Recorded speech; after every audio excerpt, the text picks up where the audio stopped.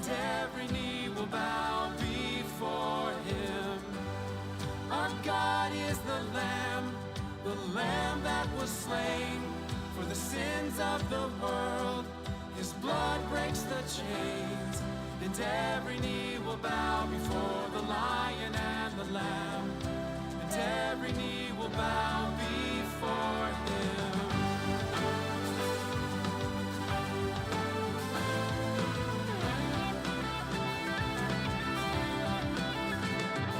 So open up the gates, make way before the King of Kings. The God who comes to save is here to set the captives free. For who can stop the Lord Almighty?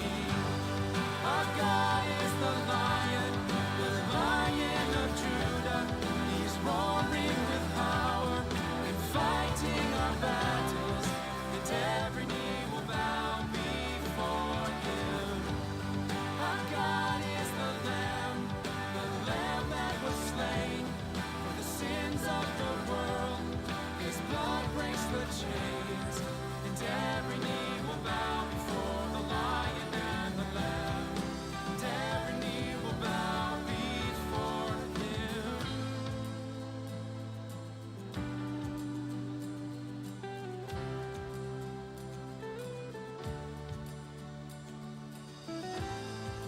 Who can stop the Lord Almighty? Who can stop the Lord Almighty? Who can stop the Lord Almighty? Who can stop the Lord Almighty? Who can stop the Lord Almighty? Who can stop the Lord Almighty? Who can stop the Lord Almighty? Who can stop the Lord?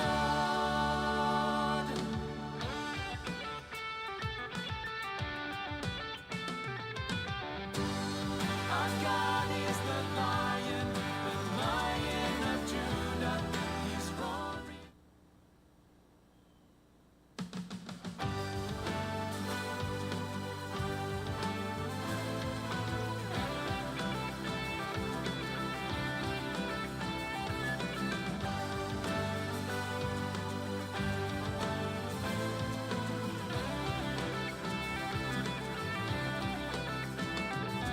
He's coming on the clouds. Kings and kingdoms will bow down, and every chain will break as broken hearts declare his praise. For who can stop the Lord Almighty? Our God is the Lion of Judah. He's roaring with power and fighting our battles, and every knee will bow before him. Our God is the Lamb that was slain for the sins of the world. His blood breaks the chains, and every knee will bow before the Lion and the Lamb, and every knee will bow before him.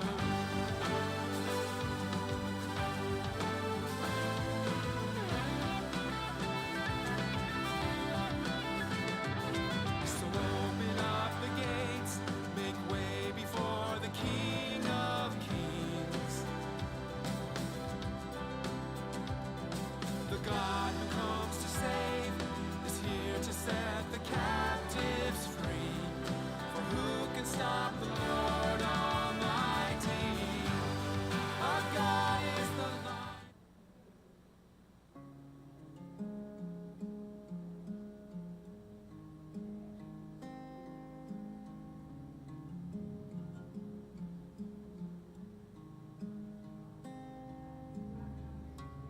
Draw near to me, for I have drawn near to you.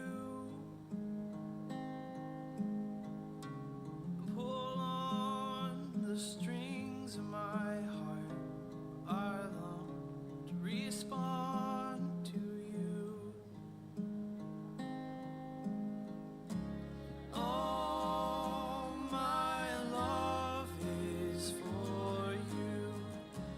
and all my love is yours, and all my love is for you, and all my love is yours. Draw near to me, I have drawn near to you, and pull on the strings of my heart, for I long to respond to you. All my love is for you, and all my love is yours, and all my love is for you, and all my love is yours. I've made a place for you here, so come on, so come on.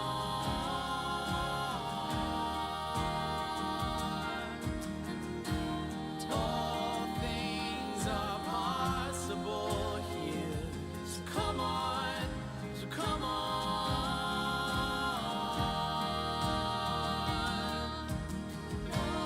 I've made a place for you here, so come on, so come on.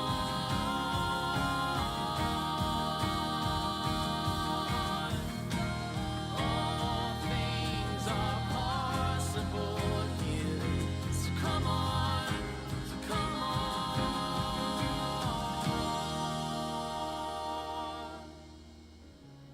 Draw near to me, I have drawn near to you,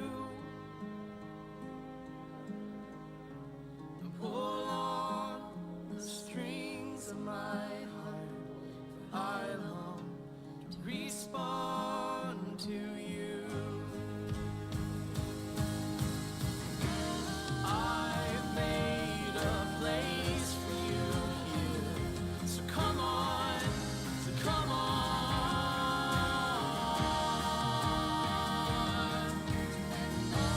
All things are possible here, so come on, so come on.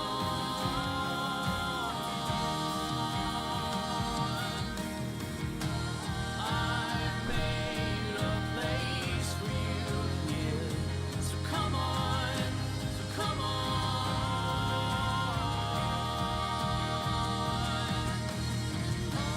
All things are possible here, so come on, so come on.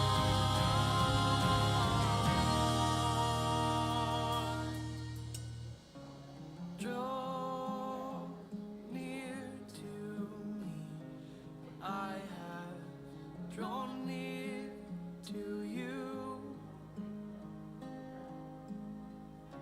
and pull on the strings of my heart, for I long to respond to you.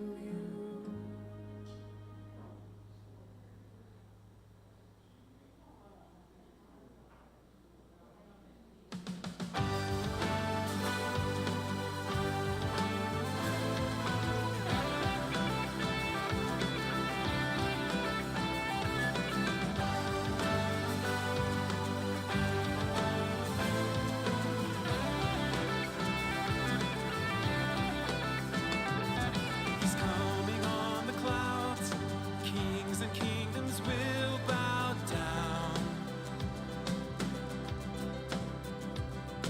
and every chain will break as broken hearts declare his praise. For who can stop the Lord Almighty?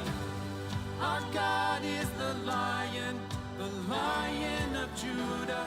He's roaring with power and fighting our battles, and every knee will bow before him. Our God is was slain for the sins of the world. His blood breaks the chains, and every knee will bow before the Lion and the Lamb, and every knee will bow before him.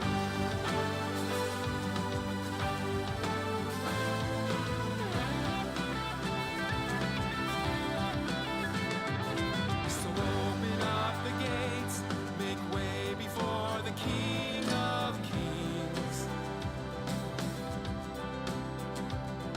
The God who comes to save is here to set the captives free. For who can stop the Lord Almighty? Our God is the Lion of Judah. He's roaring with power and fighting our battles, and every knee will bow before him. Our God is the Lamb that was slain for the sins of the world. His blood breaks the chains, and every knee will bow before the Lion and the Lamb, and every knee will bow before him.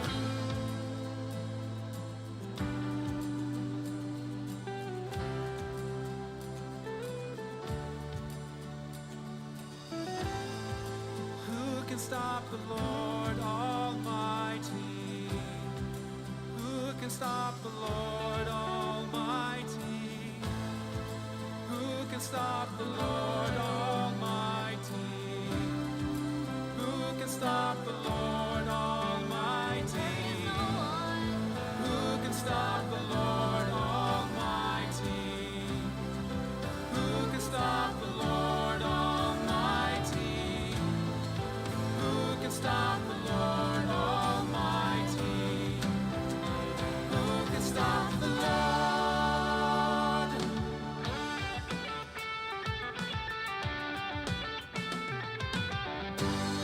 Our God is the Lion of Judah. He's roaring with power and fighting our battles, and every knee will bow before him. Our God is the Lamb that was slain for the sins of the world. His blood breaks the chains, and every knee will bow before the Lion and the Lamb, and every knee will bow before him.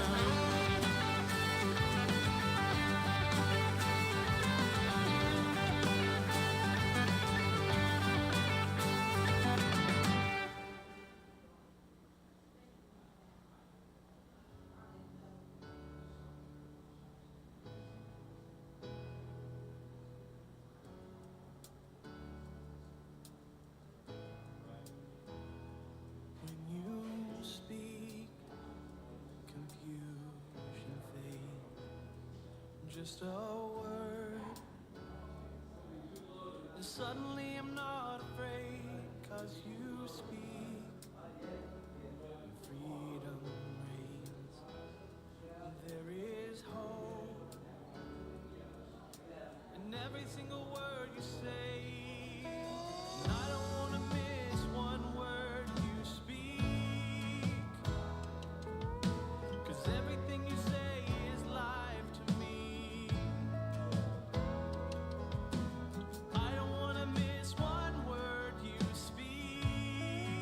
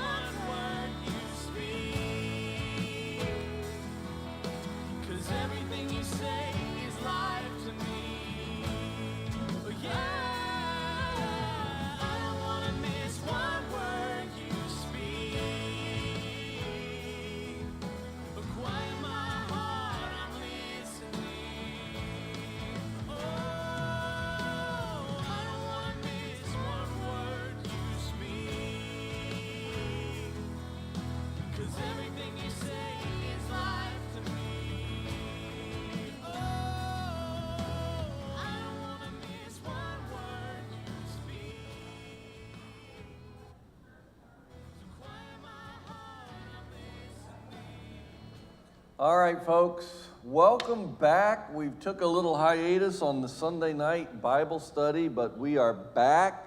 A little bit of debate as to where we're actually starting tonight. If I start in Joshua chapter 11, does that sound somewhat right? There we. Oh, Lynn says, I should have just asked you in the first place, Lynn. I don't know what I was thinking. Okay. All right, so we're in Joshua chapter 11. We'll start with verse 1. Now, chapter 11 is going to follow the pattern that was set in the last couple of chapters. There's this confederacy of kings in the Palestinian Israel area that gathered together to fight the Israelites. And this time, it's the kings in the northern part of Palestine. So let's go to verse 1. When Jabin, king of Hazor, heard of this, and what he heard of was the Israelites whooping up on the other kings, he sent word to Jabab, king of Madon, to the kings of Shimron and Aspah, and to the northern kings who were in the mountains, in the Arabah, south of the Kinnereth, in the western foothills, and in Naphoth Dor on the west, to the Canaanites in the east and west, Amorites, Hittites, Perizzites, Jebusites in the hill country, and to the Hivites below Hermon in the region of Mizpah. They came out with all their troops and a large number of horses and chariots, a huge army as numerous as the sand on the seashore.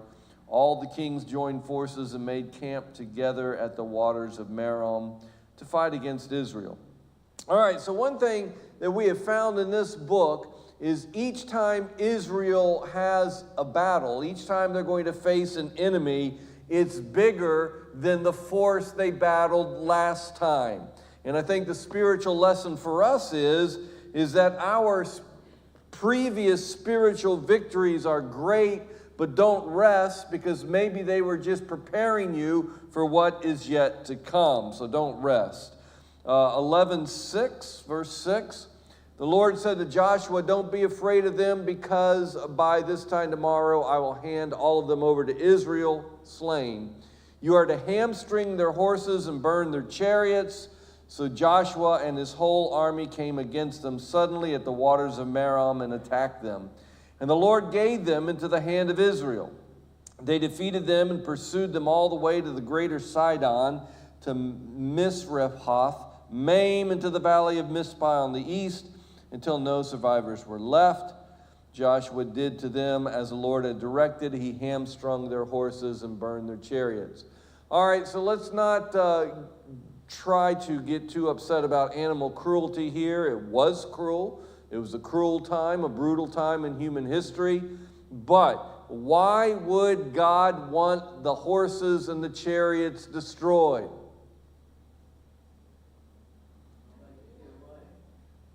Okay, what else? One commentator said because it was practical, because the Jews didn't know how to use horses and chariots and they might hurt themselves. No, here's the thing.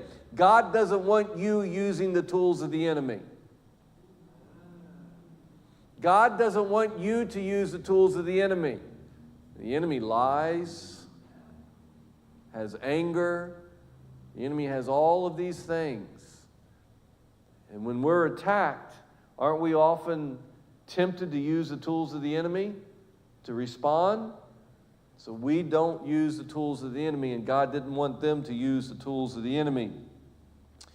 All right, go down to verse 16. In the following verses, Joshua is going to lead his people against more northern kingdoms. And we have a recap in verse 16 of the lands taken so far.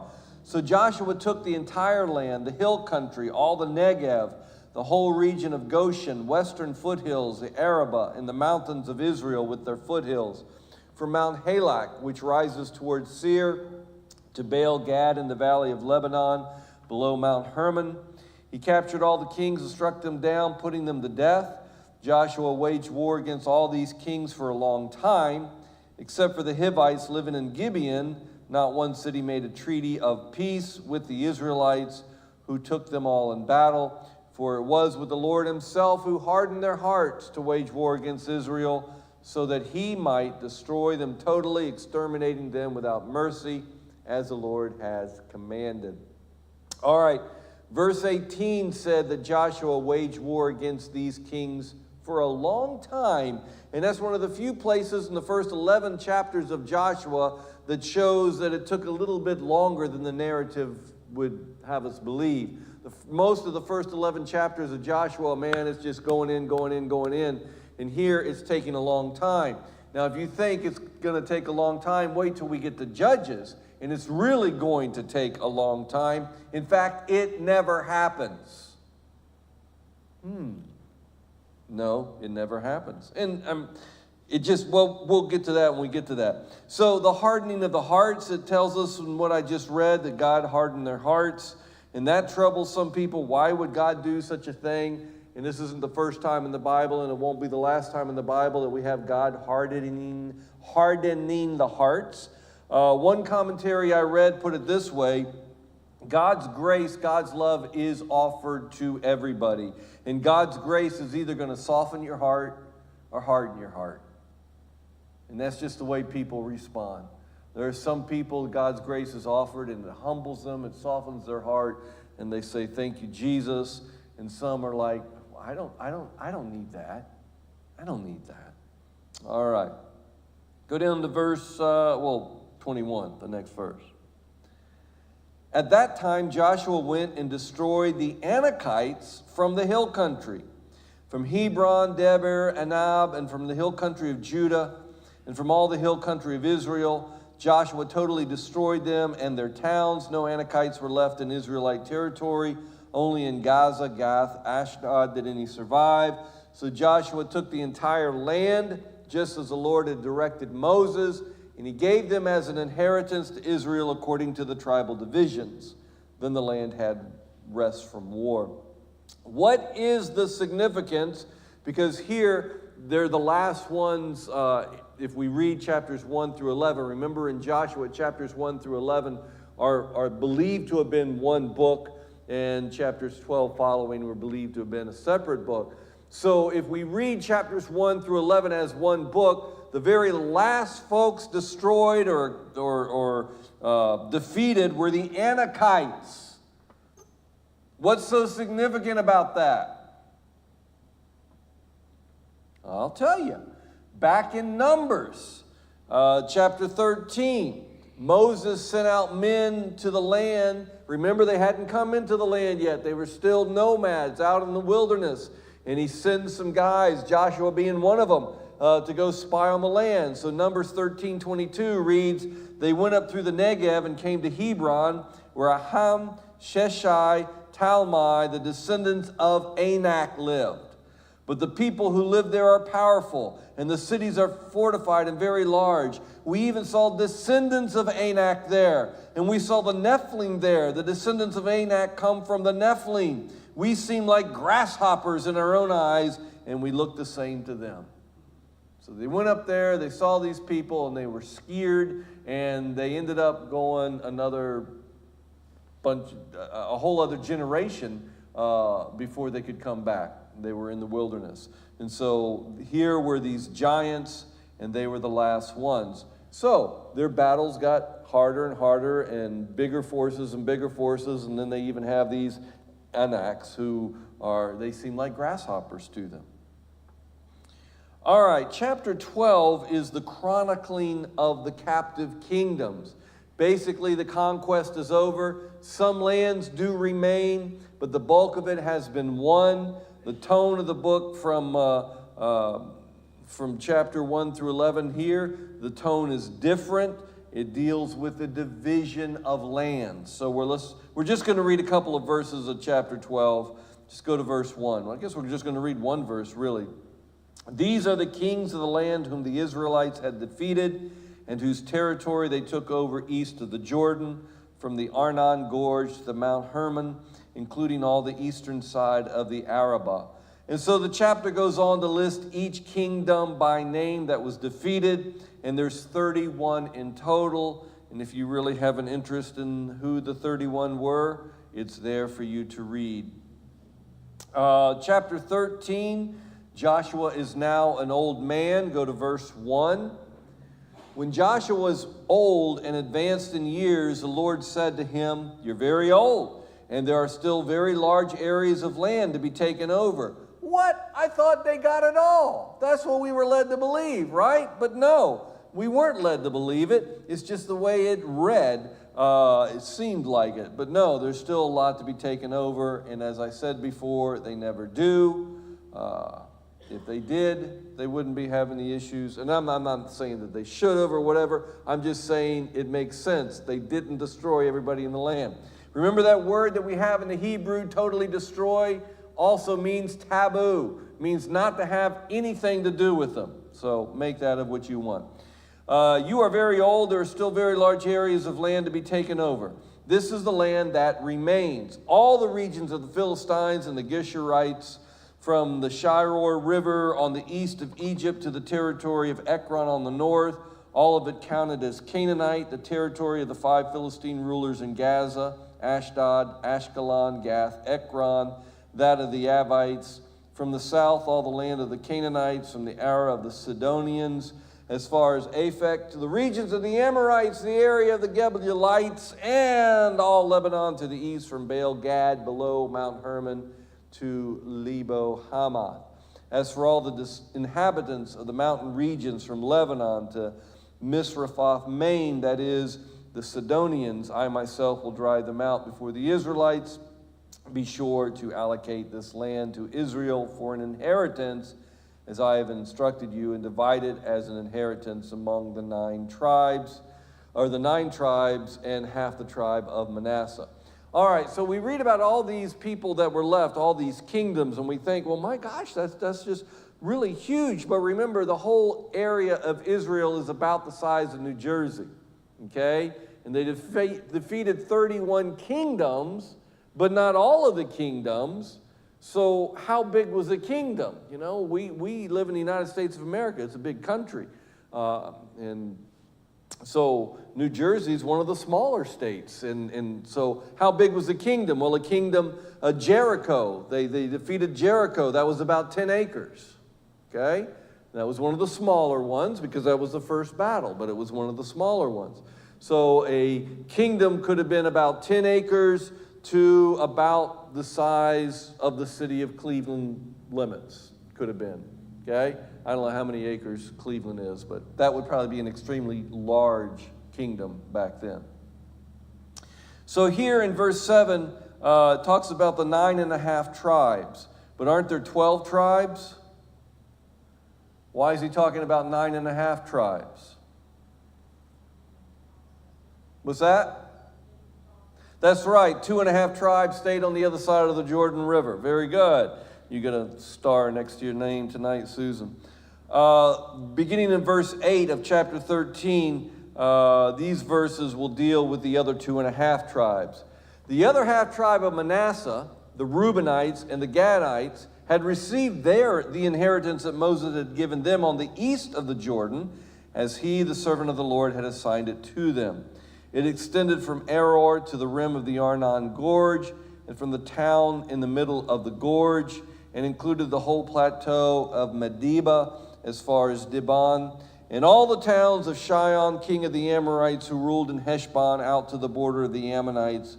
It also included Gilead, the territory of the people of Geshur and Makkah, and all of Mount Hermon and all of Bashan as far as Salakah, and that is the whole kingdom of Og in Bashan, who had reigned in Asheroth and Edrei, and had survived as one of the last of the Rephaites. Moses had defeated them and taken over their land. Some of y'all of a certain age, Golan Heights, does that ring a bell? The Golan Heights, there was a battle there. That's Bashan. Bashan is the Golan Heights. So the conquest of their areas, most of it, was more of a settlement and not militaristic. The way on the other side of the Jordan was pretty much all military, but on the east of the Jordan, it was pretty much just an assimilation. They settled it. Verse 13. But the Israelites did not drive out the people of Geshur and Makkah, so they continue to live among them, the Israelites today. But to the tribe of Levi, he gave no inheritance, since the offerings made by fire to the Lord, the God of Israel, are their inheritance, as he promised them. What does that mean, that the offerings made by fire to the Lord are their inheritance? Okay, the Levites are the priests, and so whenever anybody offered a sacrifice, it then went to the priest. So they offered up a bull, it went to the priest. They offered up grain, it went to the priest. And then the priests were free to use it for their family, or in the case of a bull, they obviously couldn't keep that much meat for very long, and so they would sell it. And so the priests would become the meat vendors in a lot of these towns. The priest wasn't their full-time job. They would have to farm and they would have to sustain themselves, and the things that were offered to the temple, not only was it for upkeep, but it was for the priest. Okay. So it said the Israelites did not drive out the people of Geshur. King David would marry a princess from Geshur, and they would have a son, and his name would be Absalom, and that wouldn't be good news. You just hang in there, and we'll get to that. In the rest of the chapter 13, the writer simply details the boundaries. So let's go to chapter 14, which is the distribution of the land west of the Jordan, where 9.5 tribes are. Verse 1. Now these are the areas the Israelites received as an inheritance in the land of Canaan, which Eleazar the priest, Joshua son of Nun, and the heads of the tribal clans of Israel allotted to them. Their inheritances were assigned by lot to the 9.5 tribes, as the Lord had commanded through Moses. Moses had granted the 2.5 tribes their inheritance east of the Jordan, but had not granted the Levites an inheritance among the rest. For the sons of Joseph had become 2 tribes, Manasseh and Ephraim. The Levites received no share of the land, but only towns to live in, with pasture lands for their flocks and herds. So the Israelites divided the land just as the Lord commanded Moses. So the following verses will deal with the land given to Caleb, okay? Remember Caleb, he's been very instrumental in the military battles once they came into the promised land. But Caleb, and we think that all of these heroes that we're reading about are pure Jewish stock. And Caleb's not, okay? He was a Kenizzite who are descended from Esau. That's in Genesis chapter 36:11. So remember, the blessing went to Esau's brother Jacob. So the Jews are descended from Jacob, but here this guy Caleb is descended from Esau. And so how could he become a Jew? You worship Yahweh. That's how you become a Jew, okay?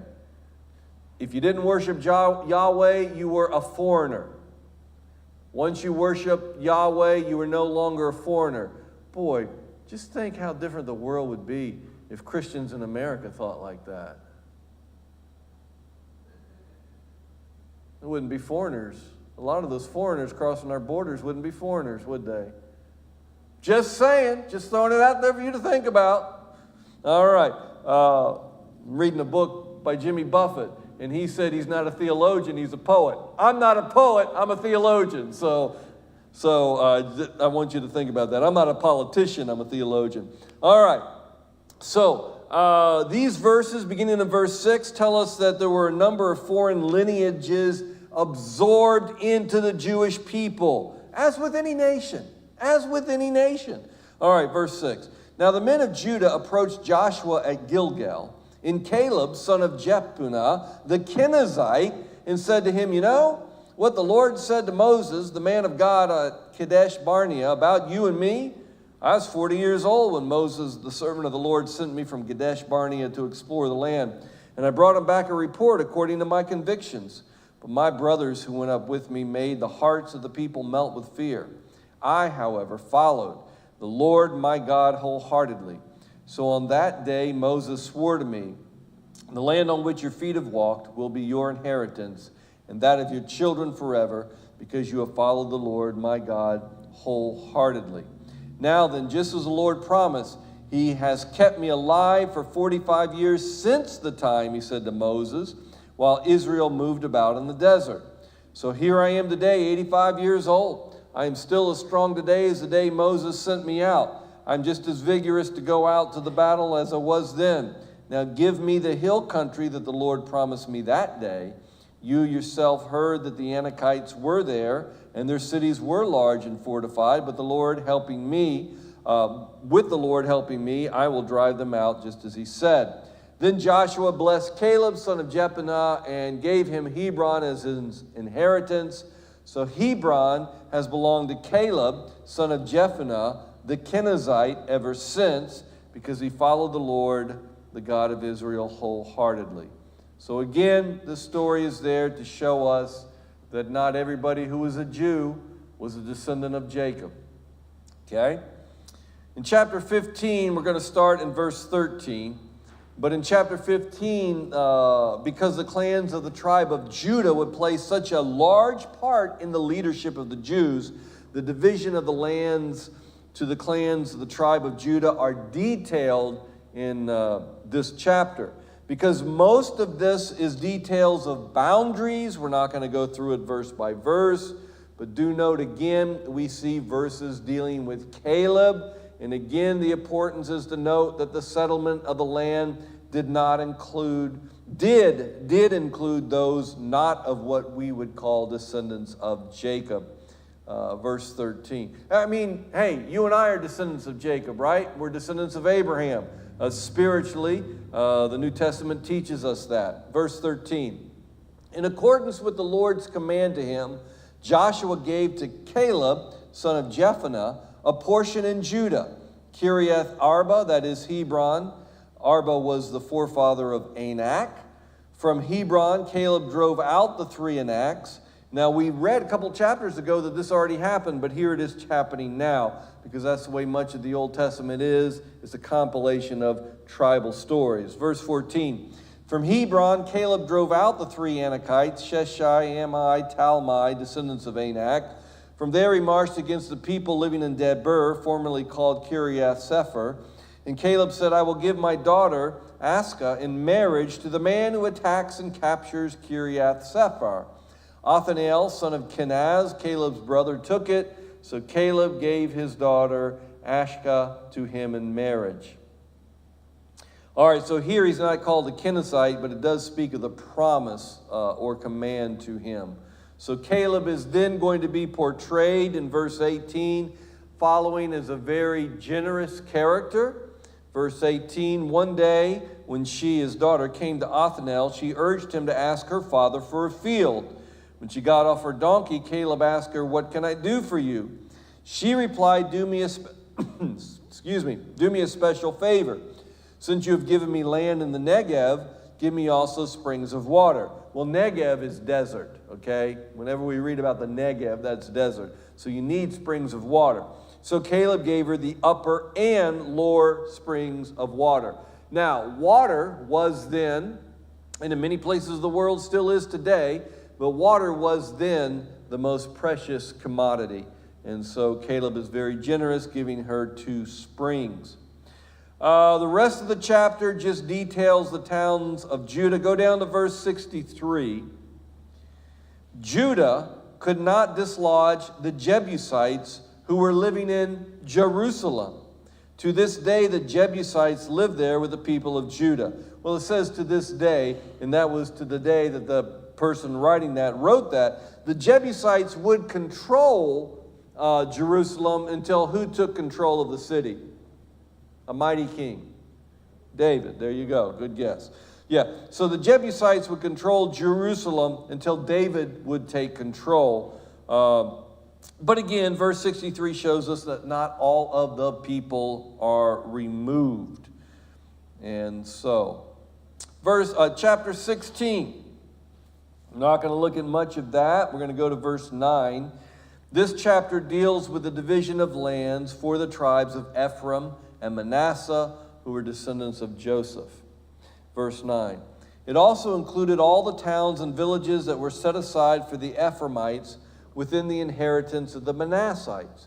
They did not dislodge the Canaanites living in Gezer. To this day, the Canaanites live among the people of Ephraim, but are required to do forced labor.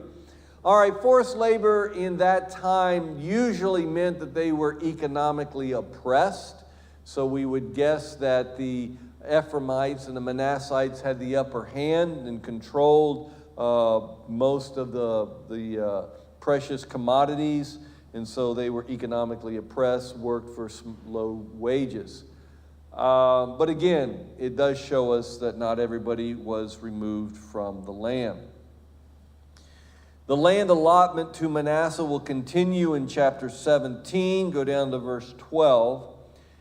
Remember, the book of Joshua. Joshua contains really two books. We're in the second. The first part showed this quick militaristic conquering of the land. In this part, we have a number of verses that show otherwise, like we have in verse 12 and 13.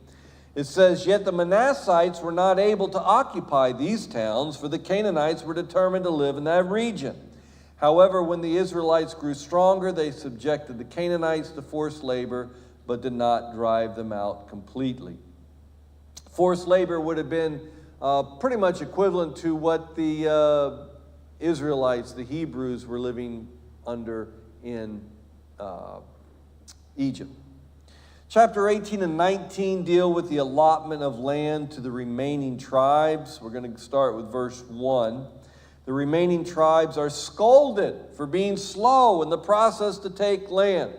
18, verse 1.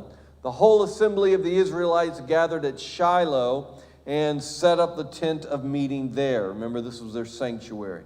The country was brought under their control, but there were still 7 Israelite tribes who had not yet received their inheritance.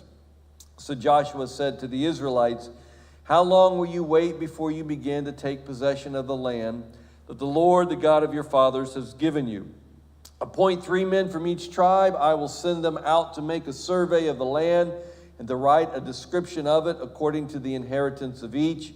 They will return to me. You are to divide the land into 7 parts. Judah is to remain in its territory on the south, and the house of Joseph in its territory on the north. After you have written descriptions of the 7 parts of the land, bring them here to me, and I will cast lots for you in the presence of the Lord our God. The Levites, however, do not get a portion among you, because the priestly service of the Lord is their inheritance." So again, the priestly inheritance, the priestly portion, or the priestly service is their inheritance. The sacrifices, the grain, the meat, all of this goes to the priest. That's how they make their living. In chapter 19, Joshua is recognized as a great leader. He's given his own inheritance. Go all the way down to verse 49.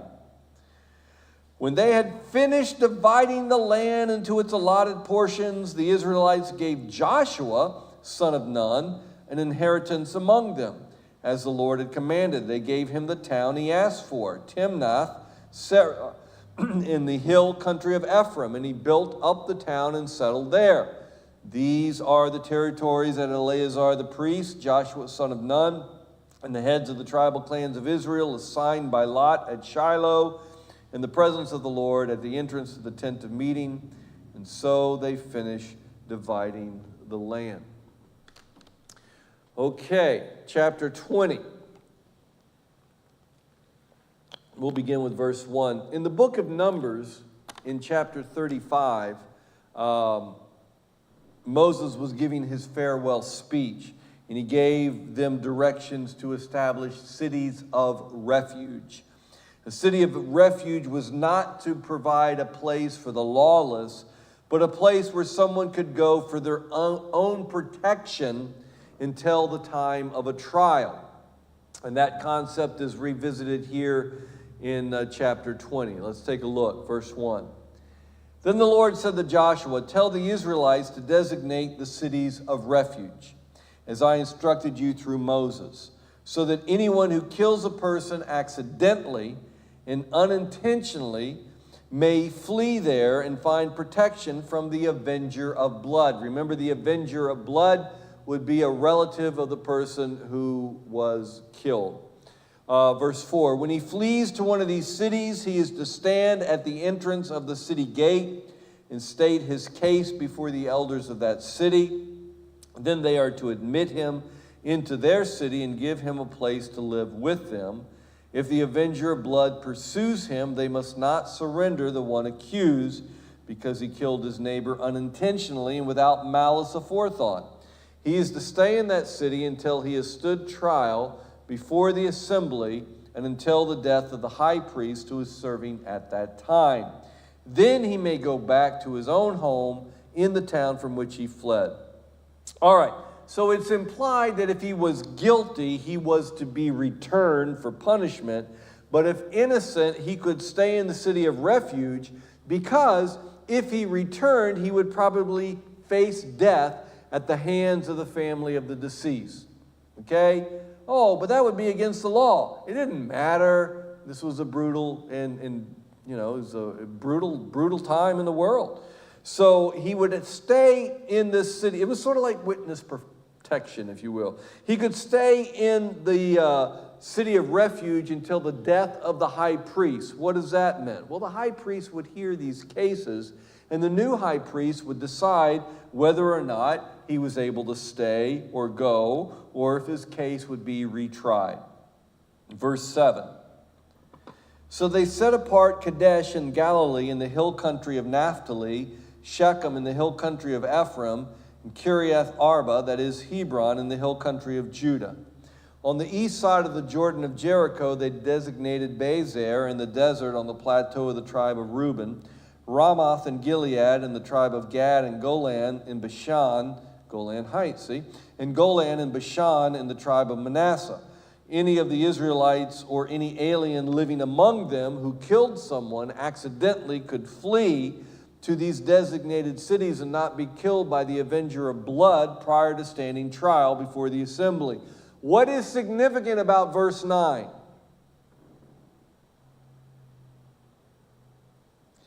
Any Israelite or any alien.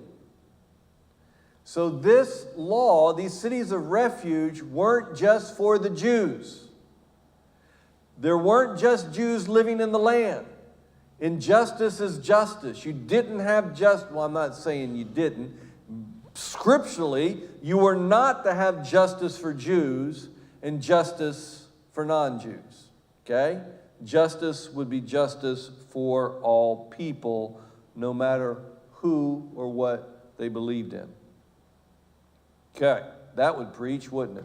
All right, in chapter 21, we'll begin in verse 1, but before that, back in Numbers 35, Moses gave these instructions. He said, on the plains of Moab by the Jordan across from Jericho, the Lord said to Moses, command the Israelites to give the Levites towns to live in from the inheritance the Israelites will possess, and give them pasture lands around the town, and they will have towns to live in and pasture lands for their cattle, flocks, and all their livestock.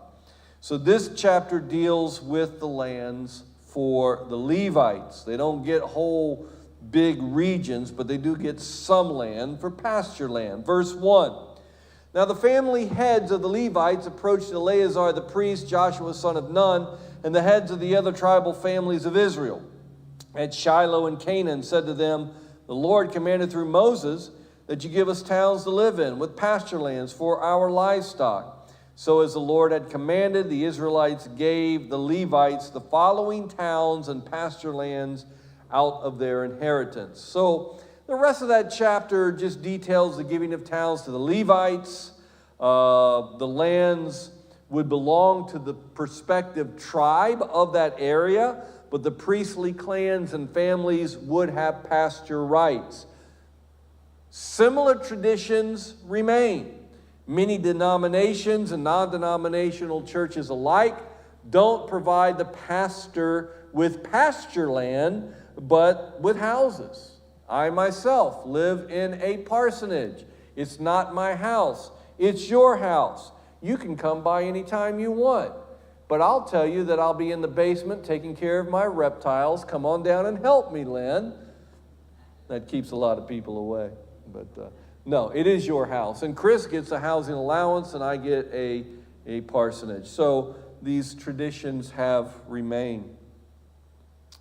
Verse 4, let's go down to verse 41, a couple of more verses from chapter 21.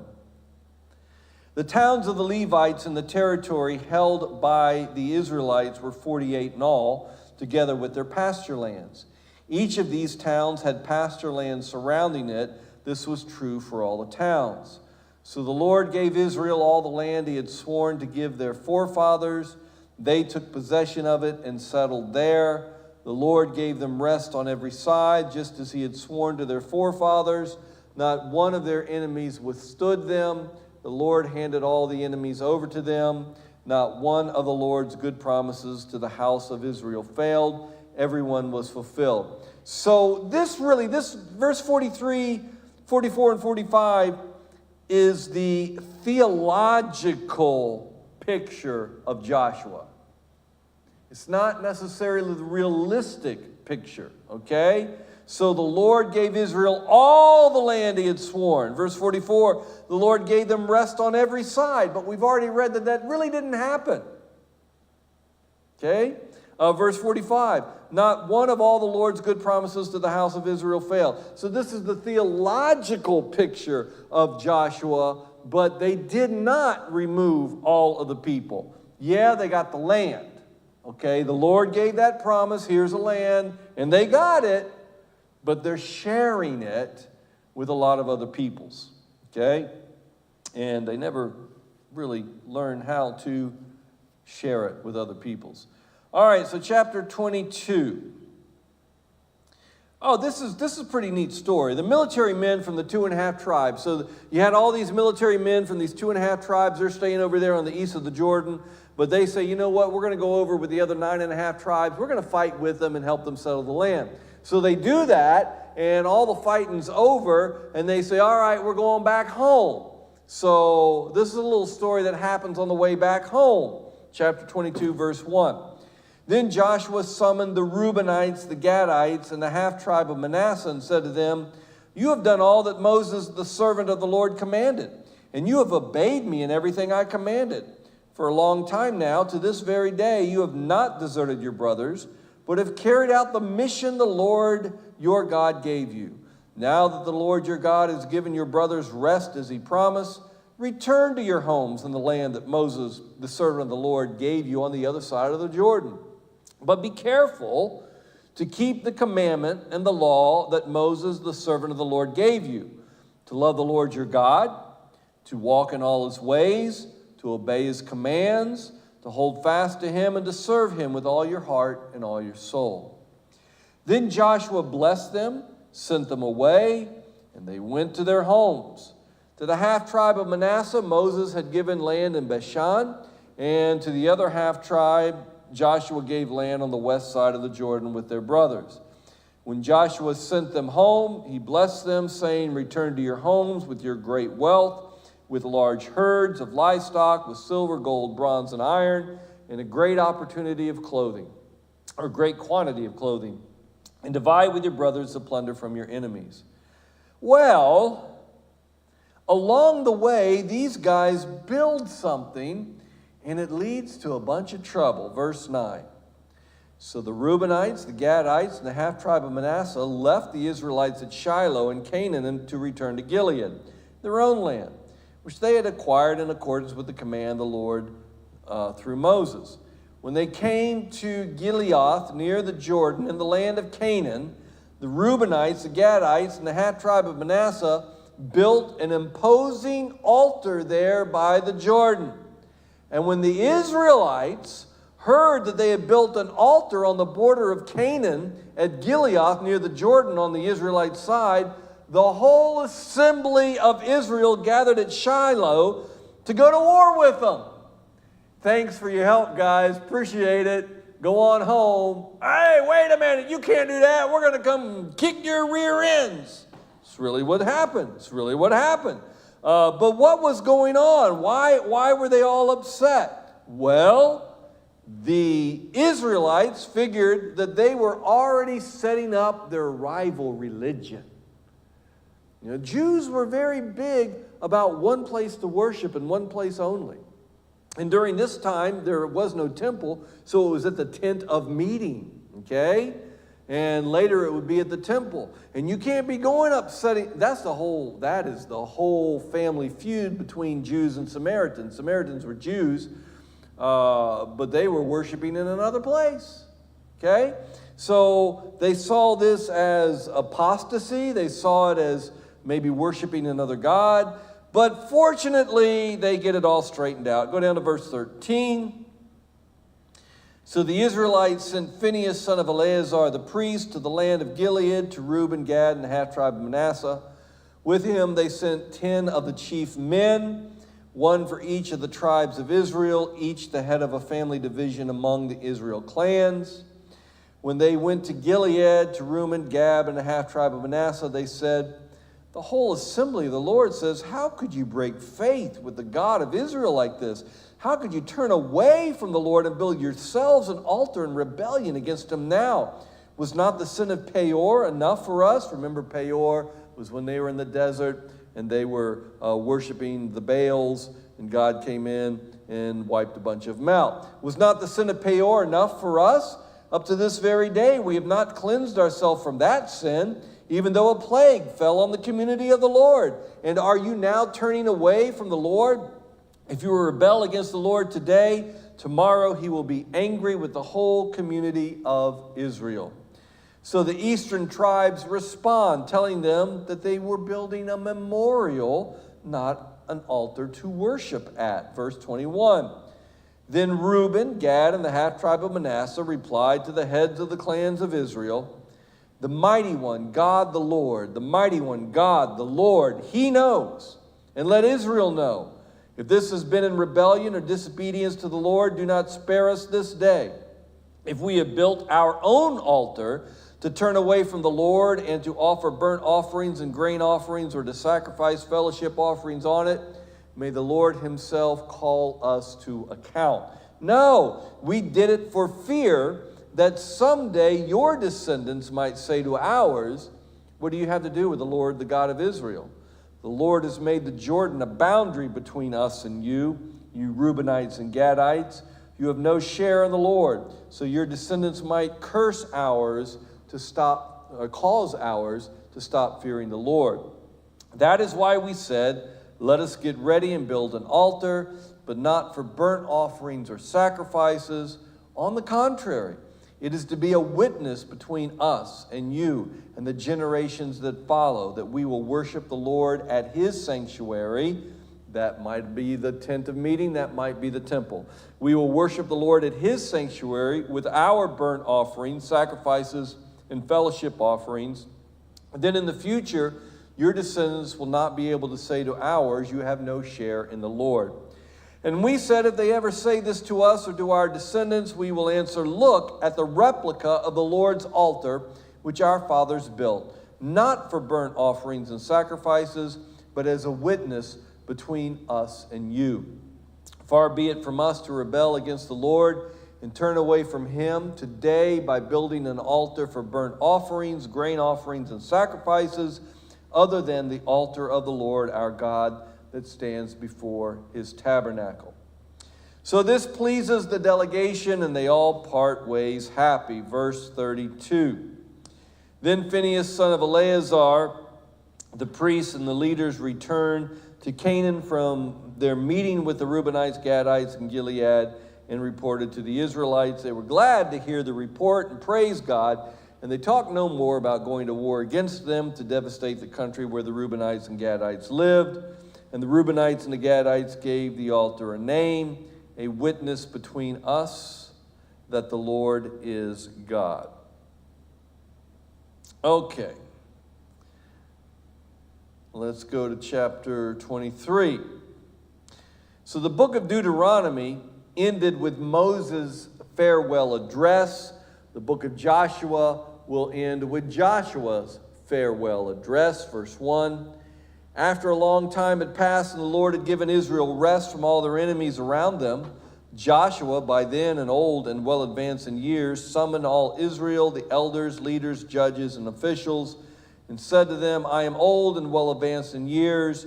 You yourselves have seen everything the Lord your God has done, all these nations for your sake. It was the Lord your God who fought for you. Remember how I allotted as an inheritance for you tribes in all the land of the nations that remain, the nations I conquered between the Jordan and the great sea in the west. The Lord your God himself will drive them out of your way. He will push them out before you, and you will take possession of their land as the Lord your God promised you. So the military force of the native people has been broken, but many of them remain. Had Israel utterly destroyed every kingdom that they fought, as we read in some of the scriptures, then none would remain. But remember, that word utterly destroyed can also mean set apart or taboo, have nothing to do with. But there's a spiritual lesson. What is ungodly will always be around us. Okay? What is ungodly will always be around us. The call of the Christian is not to withdraw from the ungodly world, but to be light, to be salt and light in the ungodly world. And that's quite a calling. I mean, that is quite a calling. Jesus said, man, I want you to go out into the darkness and be light. He didn't say, I want you to withdraw from all of them and live in a cloistered community and have nothing to do with those horrible people. Although that's how some Christians interpret Scripture. But no, he says, I want you to go out there. So, we are not to be of the world, but we do live in the world. Verse 6. Be very strong. Be careful to obey all that is written in the book of the law of Moses, without turning aside to the right or to the left. Do not associate with these nations that remain among you. Do not invoke the names of their gods or swear by them. You must not serve them or bow down to them, but you are to hold fast to the Lord your God as you have until now. The Lord has driven out before you great and powerful nations. To this day, no one has been able to withstand you. One of you routs 1,000 because the Lord your God fights for you just as he promised. So be very careful to love the Lord your God. All right, so some spiritual applications. It says not to associate with them, the non-Jews. But then it qualifies it. So verse 7 says, do not associate with these nations that remain among you. And the qualifier is, do not invoke the name of their gods or swear by them. You must not serve them or bow down to them. The fact of the matter is they did do business with them. They are already doing business with them when they were out in the desert as nomads. That's how they would buy goods and sell things. And they still were doing business with them in the days of Jesus, okay? But they were not to bow down to their gods. Second spiritual application is in verse 10, second part says, the Lord your God fights for you, just as he promised. So be very careful to love the Lord your God. If we maintain a relationship with God, God goes before us to fight our battles. We're supposed to be light in the dark world, and salt in a tasteless world, but we better maintain that relationship with God so that God will go forward when we go out into the darkness. So he will fight our battles for us. Okay. We are going to end, we'll pick up in chapter 23, verse 12, and then rapidly finish up Joshua and get into Judges next week. Any questions?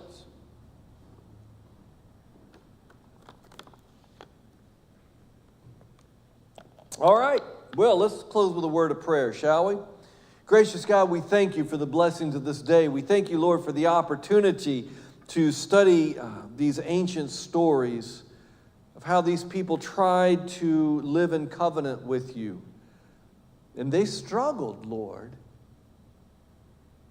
They struggled with the evil that remained around them, and so do we.